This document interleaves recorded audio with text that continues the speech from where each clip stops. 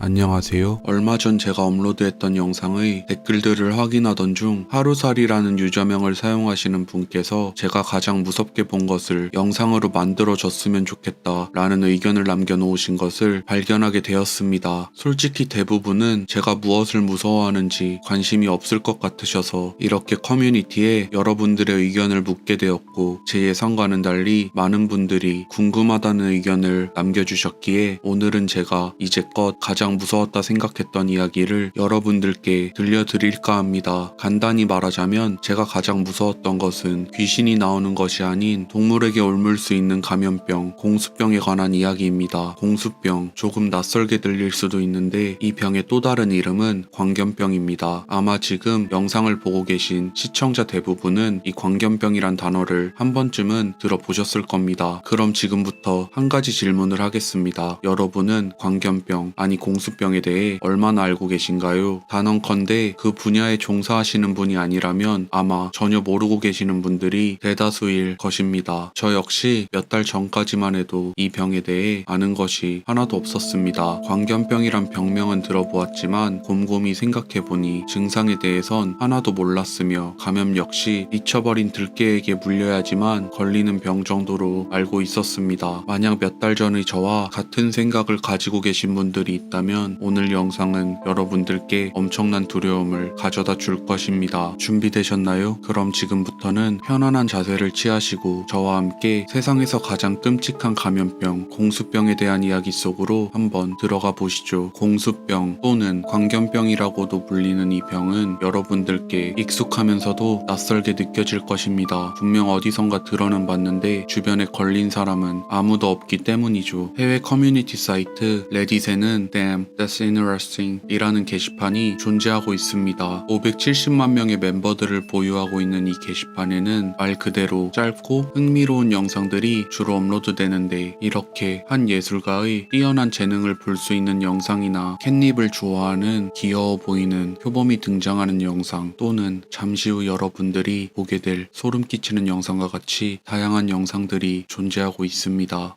이거로 그래.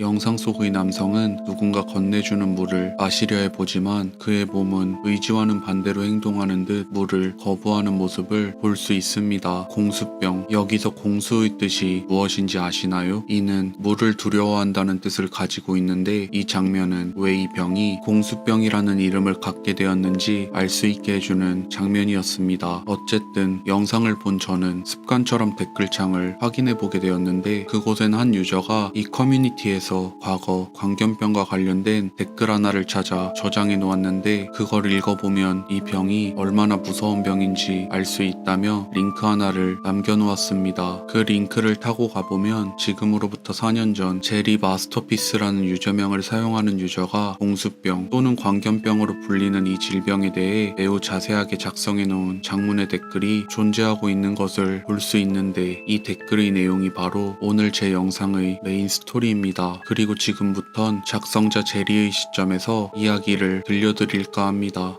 혹시 누가 쓴지도 모르는 이 댓글을 어떻게 믿냐는 생각이 드시는 분들도 많을 텐데, 댓글 내용들 속에는 실제 그의 말을 뒷받침하는 자료들의 링크들이 첨부되어 있고, 저 역시 나름의 검색을 해보았는데 그의 말은 전부 사실임이 분명해 이는 상당히 신빙성이 높은 댓글처럼 보이니 걱정하지 않으셔도 됩니다. 공수병 혹은 광견병이라 불리는 이 질병은 참으로 익숙하면서도 낯선 질병입니다. 공수병을 옮기는 전파원인 스컹크, 박쥐들은 도시에서 발견하기도 힘들 뿐더러 그것들에게 물리는 경우는 더욱 희박하기 때문입니다. 하지만 만약 이런 예를 들어본다면 어떨까요? 여러분은 지친 일상 다음에 찾아온 휴일을 맞아 홀로 캠핑을 떠나게 되었습니다. 그렇게 도착한 자연 속에 짐을 풀고 텐트도 치고 주변도 정리한 당신은 이제 잠시 휴식을 취하기로 결심합니다. 그렇게 텐트 앞 의자에 앉아 휴식을 취하던 여러분들의 눈앞에는 갑자기 박쥐 한 마리가 나타납니다. 그것을 본 여러분의 머릿속에 가장 먼저 떠오르는 생각은 바로 어떻게 이런 대낮에 박쥐가 돌아다니지? 일 것입니다. 이는 공수병에 걸린 박쥐들이 보이는 대표적인 증상 중 하나입니다. 네, 여러분을 향해 다가오고 있는 그 박쥐는 바로 공수병, 광견병에 걸린 박쥐라는 것입니다. 그 사실을 알던 모르던 여러분은 일단 무의식적으로 비명을 지르게 되었고, 이에 자극을 받은 박쥐는 이내 비명을 지른 여러분을 향해 덤벼들 것입니다. 이 영상에서 남성에게 덤벼드는 이 박쥐 떼들처럼 말이죠. 계속해서 덤벼드는 박쥐와 싸워 그것을 쫓아낸 여러분은 몇 군데에 살짝 물린 생채기들이 남게 되었지만, 인간의 피부를 뚫기엔 너무나도 작은 이빨을 가지고 있던 박쥐였기에 그 상처들은 약간의 소독만 하면 되는 정도처럼 보였습니다. 이는 사실이 아니지만 말입니다. 공수병 바이러스는 다른 바이러스들과 달리 사람의 혈액을 타고 다니지 않습니다. 이러한 이유로 인해 만약 여러분의 몸 안에 공수병 바이러스가 들어왔다 하더라도 혈액 검사로는 절대 발견되지 않을 것입니다. 쉽게 말씀드리자면 몸 안에 침투한 바이러스는 심지가 타고 있는 폭탄과도 같다고 생각하시면 됩니다. 즉, 그때부터 여러분의 몸속엔 불이 붙은 폭탄 하나가 존재하고 있는 것입니다. 이 바이러스는 이제 여러분의 신경계를 따라 빠르게 증식하기 시작할 것입니다. 정말 안타깝게도 여러분은 몸속에 바이러스가 증식하고 있다는 사실을 알아채지는 못할 것입니다. 이 바이러스는 신경계에 어떤 손상도 주지 않고 증식하기에 어떤 초기 증상도 발견되지 않는 병이기 때문입니다. 이 잠복기가 얼마나 갈진 아무도 모릅니다. 며칠이 될 수도 있고 길면 몇 년이 될 수도 있습니다. 그렇게 얼마나 흘렀을까? 잠에서 깬 여러분은 가벼운 두통과 허리 통증을 느끼기 시작할 것입니다. 감기라고 보기도 힘들 정도의 가벼운 두통 말이죠. 사실 이 단계까지 온 순간 여러분에게 더 이상의 희망은 존재하지 않습니다. 어떤 치료법도 존재하지 않는 치사율 100%의 병에 감염돼 버린 것입니다. 정말 신기한 사실 한 가지는 현재까지 발견된 질병들 중 공수병을 제외하곤 치사율 100%인 질병은 존재하지 않습니다. 오직 이 공수병, 광견병만이 유일한 질병입니다. 그 가벼운 두통은 인해 열을 동반한 두통으로 바뀔 것이며, 그 순간부터는 자신의 몸이 아프다는 것을 깨닫기 시작할 것입니다. 물론 과거에도 이 정도로 아팠던 적은 있었던 것 같은데, 이번에는 왠지는 모르겠지만 몸을 안절부절 못하게 되고 한 번도 느껴본 적 없는 극도의 공포가 몰려올 것입니다. 이는 바이러스들이 뇌의 변형계에 속하는 구조의 일부로서 동기, 학습 또는 감정과 관련된 정보를 처리하는데 중요한 역할을 하는 편도체를 갉아먹기 시작했다는 뜻이기도 합니다. 그 바이러스들이 편도체를 전부 갉아먹었다면 다음으론 신체 기능에 중요한 역할을 하는 부위인 소뇌를 공격하기 시작할 것입니다. 신체 기능에 중요한 역할을 하는 부위가 망가져 버렸으니 여러분의 신체에 존재하는 근육들은 제멋대로 움직이기 시작할 것이며, 보통 이 단계가 되어서야 의사를 찾아 병원을 방문하게 될 것입니다. 하지만 안타깝게도 이 단계에서 의사가 할 수 있는 것은 아무것도 없습니다. 그리고 이때부터 여러분의 몸은 영상의 초반부에 보셨던 이 남성과 똑같은 행동을 할 것입니다. 네, 물을 무서워하는 단계까지 와버린 것이죠. 여러분은 현재 목이 타들어가는 듯한 갈증을 느끼고 있지만 몸은 체내의 수분을 받아들이는 것을 거부합니다. 물을 삼키려 할 때마다 구토가 나올 것이며, 추후에는 물이 담겨있는 유리컵만 봐도 헛구역질이 나오기 시작할 것입니다. 여기서 의사들은 보통 정맥주사로 수분 공급을 시도할 테지만 안타깝게도 이 방법이 여러분의 갈증을 해소시켜주지는 못할 것입니다. 다음으로 당신에게만 들리는 환청이 시작될 것이며, 이내 여러분의 귀는 더 이상 아무 소리도 들을 수 없을 것입니다. 놀란 마음을 진정시켜 보려 하지만 방호복을 입은 사람들이 여러분의 주변을 걸어다니고, 처음 보는 낯선 이들은 여러분을 보며 울고 있는 탓에 좀처럼 진정은 되지 않으실 겁니다. 네, 눈치채셨겠지만 방호복을 입은 이들은 병원의 의료진들이며, 여러분을 보며 울고 있는 사람들은 바로 여러분의 가족들입니다. 다만 뇌의 해마를 포함한 기억을 담당하는 부분들은 현재 공수병 바이러스로 인해 모두 손상된 상태라 여러분들에겐 이들은 단지 낯선 사람들로 느껴지겠지만 말입니다. 현재 여러분들이 겪는 증상들은 처음 가벼운 두통과 허리 통증을 느낀 때로부터 고작해야 일주일이 지난 때입니다. 정말 소름 끼치지 않습니까? 이제는 왜 대낮에 박쥐가 날아다니고 있었으며 그토록 공격적이었는지 이해가 될 것입니다. 그 박쥐 역시 여러분이 현재 경험하고 있는 이 끔찍한 것들을 경험하고 있던 때였기 때문이죠. 마침내 여러분의 뇌와 몸은